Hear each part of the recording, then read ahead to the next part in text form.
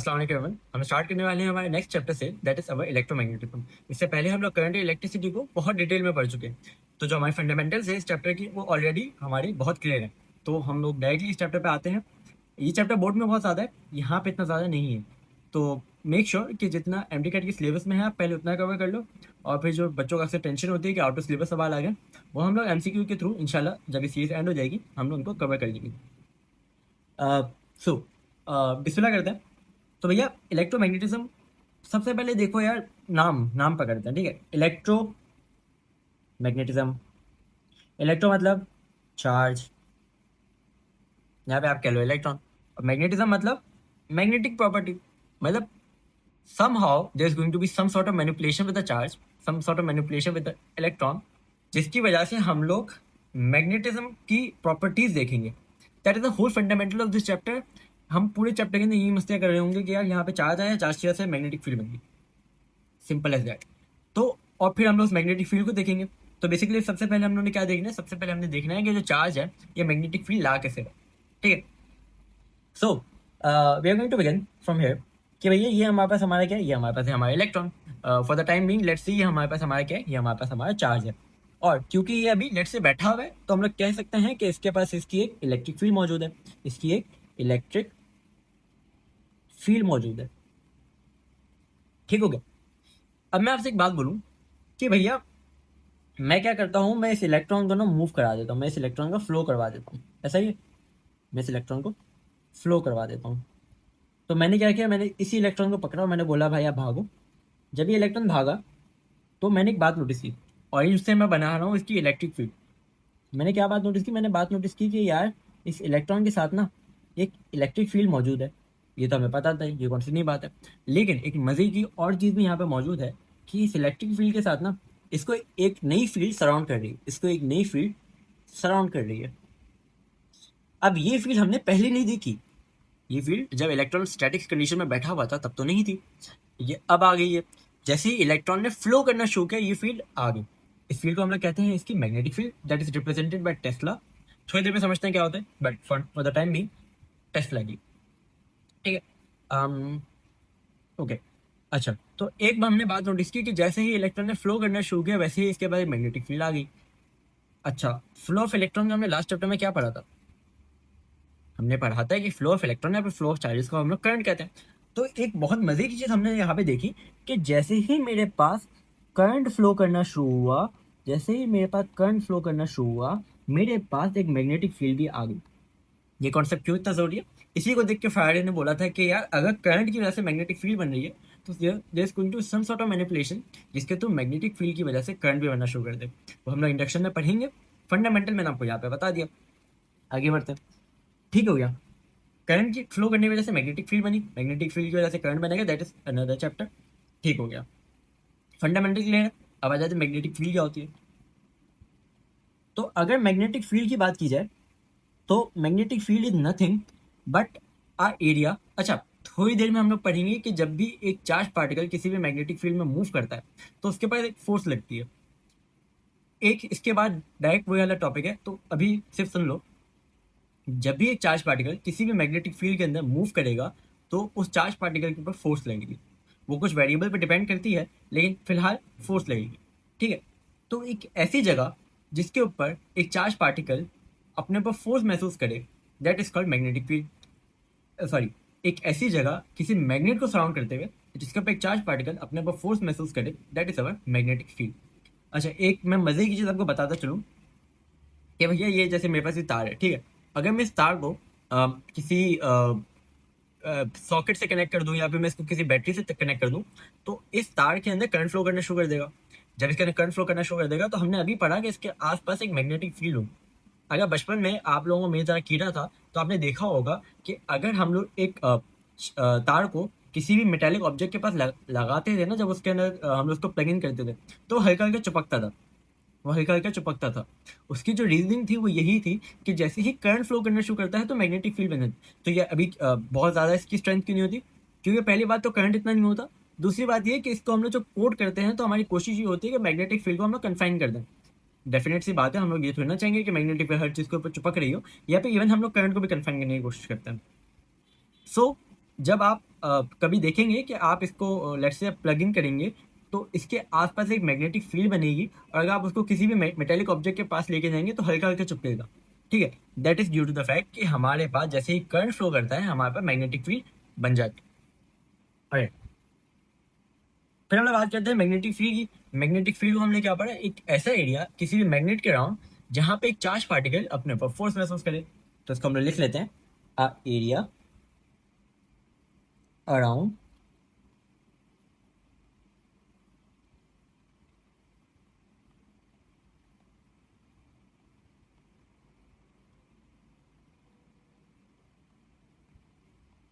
Charge particle experiences force on, sorry, ठीक है। क्या क्या चीजें पढ़ी, जल्दी से रिवाइज करते हैं। इलेक्ट्रोमैग्नेटिज्म का मतलब चार्ज पार्टिकल के थ्रू मैग्नेटिक फील्ड को लेकर आना। हमने देख लिया कि जब चार्ज पार्टिकल मूव करता है तो एक जाहिर सी बात है करंट प्रोड्यूस होता है। करंट के प्रोड्यूस होने की वजह से हमारे मैग्नेटिक फील्ड प्रोड्यूस होती है। जो तार की एग्जाम्पल थी वो उसी की बुनियाद थी। उसके बाद हमने ये पढ़ा कि हमारे पास मैग्नेटिक फील्ड क्या होती है। मैग्नेटिक फील्ड एक ऐसी जगह को कहते हैं जिस जगह के आसपास जिस जगह पे मैग्नेट के आसपास अगर चार्ज पार्टिकल अपने ऊपर एक फोर्स महसूस करे तो उसे हमें मैग्नेटिक फील्ड कहते हैं। इसका जो ऐसा यूनिट होता है that is Tesla, that is Tesla. इसको हम लोग 20 रिप्रेजेंट करते हैं। और इसका एक और यूनिट होता है that is weber per metre square.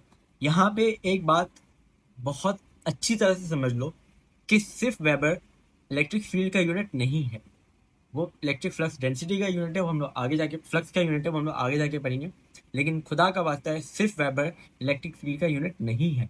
ये इतना घुमाएंगे ना आपको इस चीज़ के अंदर कि वेबर किस चीज़ का यूनिट है, वेबर पर मीटर स्क्वायर किस चीज़ का यूनिट है, परेशान हो जाओगे। ठीक है, नाउ उस टॉपिक के ऊपर आते हैं जो कि kind of our main topic है आज का, that is our force on a charge particle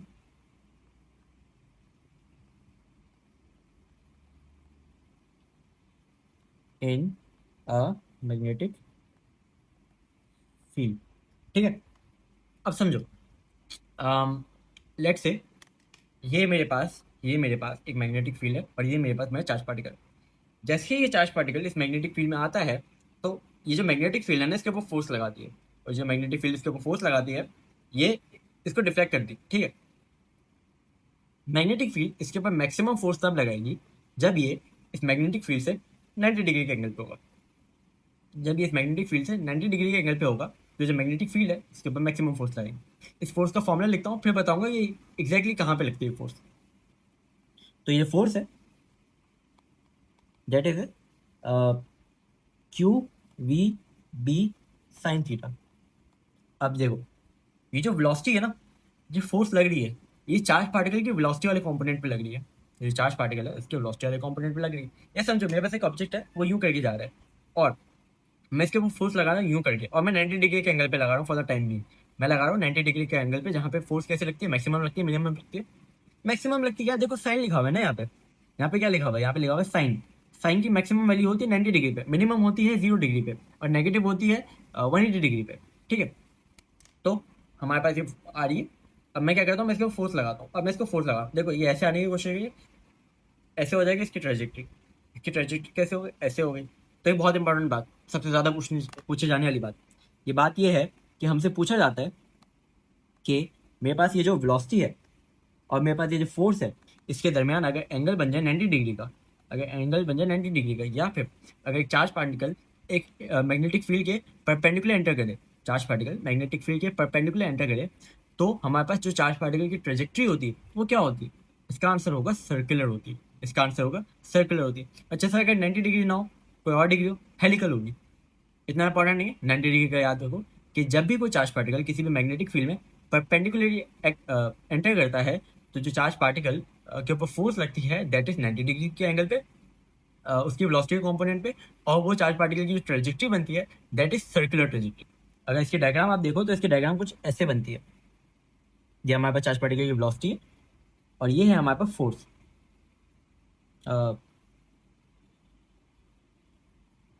ये वेलोसिटी है और ये है फोर्स।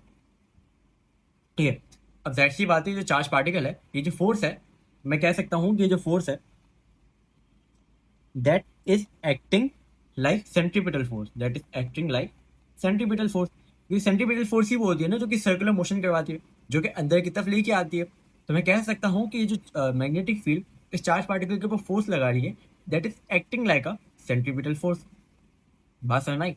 या हमने क्या पढ़ा है, हमने यूनिफॉर्म सर्कुलर मोशन में क्या पढ़ा है, हमने पढ़ा है कि जब भी कोई भी बॉडी मूव करती है तो एक ऐसी फोर्स होती है जो कि सर्कल के बीच में लाने की कोशिश करती है, जो कि टूवर्ड्स द बॉडी लाने की कोशिश करती है, जिसकी वजह से जो बॉडी का जो मोशन होता है वो सर्कुलर मोशन हो जाता है। उस फोर्स को हम लोग कहते हैं सेंट्रीपिटल फोर्स। तो अगर मैं आपको कहूँ कि जो फोर्स मैग्नेटिक फील्ड लगा रही है इसके ऊपर, ये क्या कर रही है, एक्ट कर रही है एज सेंट्रीपिटल फोर्स। तो मैग्नेटिक फील्ड की फोर्स का हमने फॉर्मूला क्या बताया था, हमने बताया था q v B sine theta. Sine theta की हमें वैल्यू पता है 90 डिग्री, तो हम इसको ले लेते हैं 1, क्यू वी बी लिख लो खाली। फिर हम लोग देखते हैं कि भैया हमारे पास सेंट्रीपिटल फोर्स है जिसका फॉर्मूला हमें पता है, बच्चों बच्चों को पता है, m v square over r. ठीक है, अब हम बोलते हैं कि भैया ये ना हमारे पास रिलेशन है, ये हमारे पास क्या, ये हमारे पास रिलेशन है। अब v से v कट गया तो क्या बचा, q B is equal to m v over r. ठीक है, क्यू बी। अब हम लोग क्या करेंगे, एक और चीज की जाती है इसके अंदर, दैट इज कि हम लोग इससे रेडियस का फॉर्मूला निकालते हैं।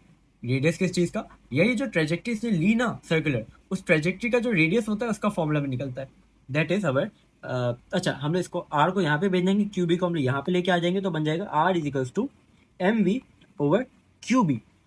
ये बहुत मशहूर ज़बाना फॉर्मूला है और ये अक्सर एमडी कैट के ना डायरेक्टली पूछा जा सकता है।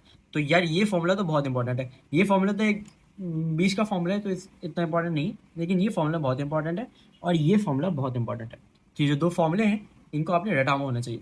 एंड अगेन जो हमने यहाँ पे फॉर्मूला पढ़ा था ये भी बहुत इंपॉर्टेंट है। मैं इस चीज़ पे इतना गौर क्यों कर रहा हूँ, क्योंकि ये बहुत इंपॉर्टेंट चीज़ है। ये अगर आपने force on moving charge particle पढ़ा है और आपको ये नहीं पता कि सर्कुलर उसकी ट्रेजेक्ट्री क्यों है, तो आप बहुत ज़्यादा फंसोगे पेपर के अंदर। तो ये चीज़ आपको मालूम होनी चाहिए। अगेन फिर से, चार्ज पार्टिकल मूव कर रहा है, वो एक वेलोसिटी से मूव कर रहा है, वो जिस वेलोसिटी से मूव कर रहा है उससे हमें गर्ज नहीं है। हमें किस बात से गर्ज है कि उस वेलोसिटी का जो एंगल बन रहा है हमारी फील्ड की फोर्स से, वो बन रहा है 90 डिग्री का। तो जब ये 90 डिग्री का एंगल बन रहा है तो उसकी जो ट्रेजेक्ट्री हो रही है चार्ज पार्टिकल की, वो हो रही है ऐसे, दैट इज सर्कुलर। जो फोर्स लगा रही है हमारी मैग्नेटिक फील्ड, लॉरेंस फोर्स जो लगा रही है, ये लॉरेंस फोर्स इस चार्ज पार्टिकल को कॉज कर रही है कि सर्कुलर मोशन करे, तभी हम लोग इसको सेंट्रीपिटल फोर्स कह रहे हैं। जब हमने इसको सेंट्रीपिटल फोर्स कहा तो हमने इसको बेसिकली इस फॉर्मूले के अंदर कंपेयर करके हमने q B is equal to m v square upon r का फॉर्मूला बना लिया, जिससे हमने रेडियस का फॉर्मूला बनाया m v over q B. This is a very important concept, इसको बहुत अच्छी तरह से समझना ताकि आपकी जितने भी सवाल है आपके क्लियर हो जाए। Now we are going to continue, और अब हम लोग बात करते हैं छोटे छोटे टॉपिक्स की। इलेक्ट्रोस्टैटिक अच्छे से पढ़ा है, अगली दो चीज़ें हलवाएं, इलेक्ट्रल हलवाएं। ठीक है, अच्छा फ्लक्स वाला कॉन्सेप्ट बहुत अच्छी तरह से समझना क्योंकि इंडक्शन इसी के ऊपर है, जो हम लोग अगले लेक्चर में पढ़ेंगे।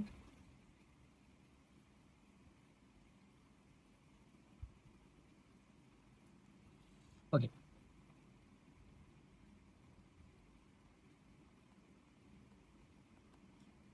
सबसे पहले समझते हैं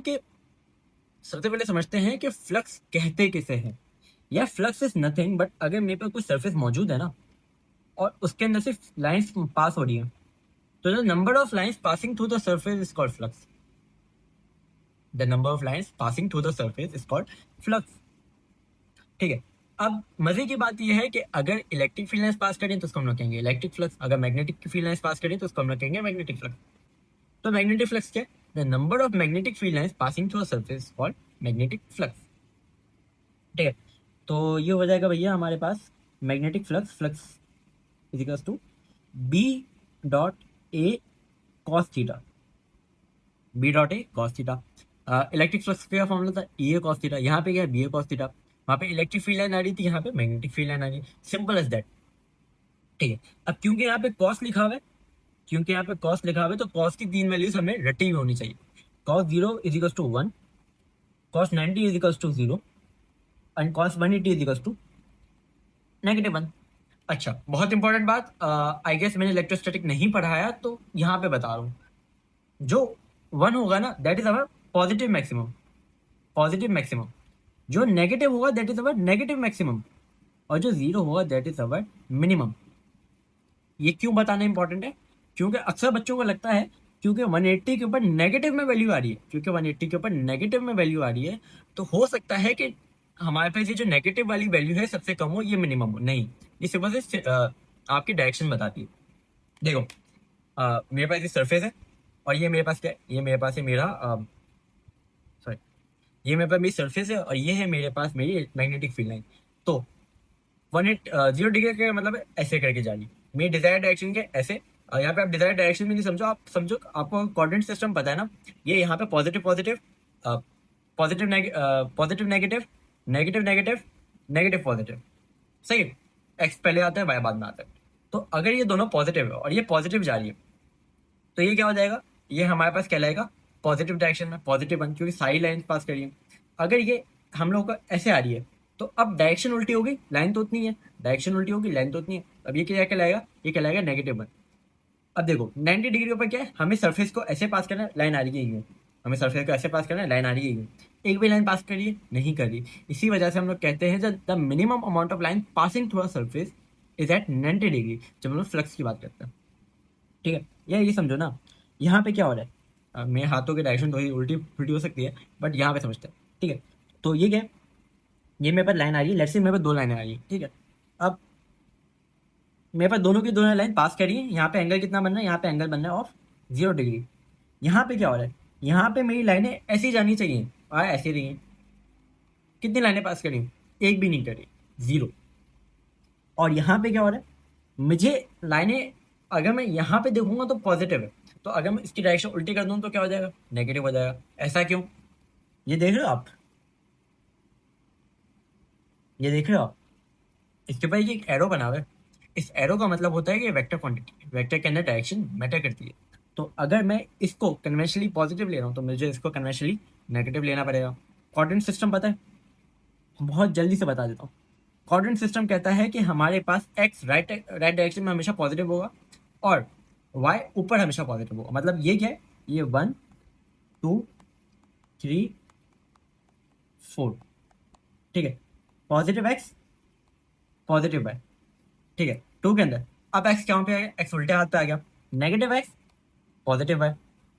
अब कहाँ आ गया, अब एक्स आ गया उल्टा ही है, लेकिन अब वाई भी नीचे और वाई भी नीचे, तो क्या आ गया, नेगेटिव एक्स नेगेटिव वाई।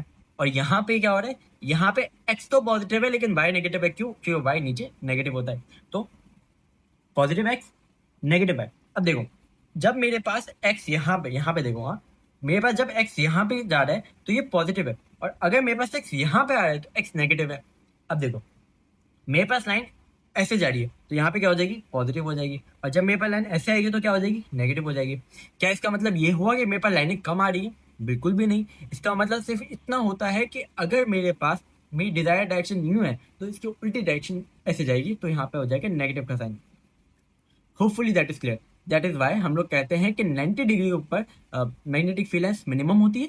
उसके अलावा 0 के ऊपर भी मैक्सिमम होती है, 180 के ऊपर भी मैक्सिमम होती है। 0 के ऊपर पॉजिटिव में मैक्सिमम होती है, 180 के ऊपर नेगेटिव में मैक्सिमम होती है, सही।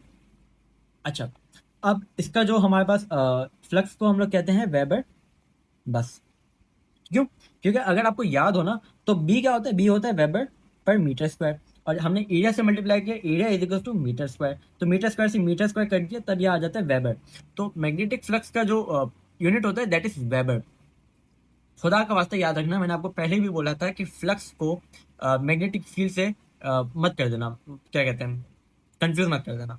ठीक है, अब आ जाए फ्लक्स, अब आ जाए फ्लक्स डेंसिटी को। फ्लक्स डेंसिटी के बारे में बहुत मजे की बात है कि आपकी किताब में भी लिखा हुआ है कि flux density is nothing but magnetic field strength. Magnetic field strength 2 minute पहले पढ़ी थी, बी से रिप्रेजेंट किया था हमने, और हमने कहा था it is nothing but the force exerted by magnetic field on a moving charge. अच्छा, अगर फ्लक्स का फॉर्मूला है बी ए कॉस थीटा, कॉस थीटा हटा दो, अगर फ्लक्स का फॉर्मूला है बी ए, तो डेंसिटी निकालने के लिए मैं क्या करूंगा, इसको एरिया से डिवाइड कर दूंगा, एरिया कट गया, क्या बचा, बी। दूसरी जगह पे देख लो, weber per metre square into area upon area, area area cut गया, क्या बचा, बी। बी क्या था, मैग्नेटिक फील्ड स्ट्रेंथ था।